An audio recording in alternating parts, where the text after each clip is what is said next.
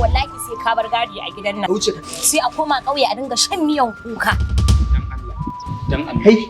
Kiji Tausayina, ki karɓe uzurina, ni ba zan ci ba. Ba kowane lokaci bane dan adam yake tsintar kansa a yanayin da Allah ya kaddara masa ya kasance ya tsallake wannan siradi. Ya nuna alalamun Wai kai me yasa kake? Ku shiga nan gidan. Duba ku gani inda kowa ya ko gani a cikin gidan nan. Rubu za shi kawo man shi nan. Allah ya tsare. Kiji Tausayina.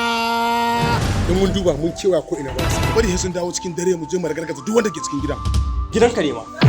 Baka da hankali kai wani sai ga maka. Igiyar zato ne suka kulla tsakanin su. Igiyar zato ne kowannen sai yake da buri a zuciyarsa sai dai kashi an da gizo yake sakar sun buga lissafi ne amma a baibai kowa yake daukar nasa sakamakon. Ina sai ka gano gidan ubanka. Wannan da yaro ya zama fitina a cikin mu. Wannan ko anya musulmi ne wannan kuwa? Kamfanin Halnas Film Production suka ɗauki nauyin kamuku wannan katon shirin mai suna Kiji Tausayina.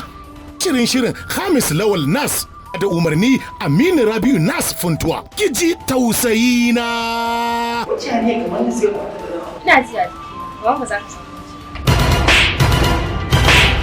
Lissafin mai ido sai abin da ka gani. Assalamu alaikum. Sunana Sadiq Nasir ND a filin Insha Allahu. Sunana Ali Ibrahim Badaya cikin shirin Insha Allahu. Za mu ci gaba da kawo muku kayataccen shirin ne suna Kiji Tausayina. Shirin Nas biyu ga watan Janairu. Za ku rika kallon sa duk ranar Litinin misalin karfe 8 na dare. Kada ku manta, ku yi mana subscribe sannan ku danna mana ƙararrawa. Ku yi mana subscribe ku danna ƙararrawa. Mun gode.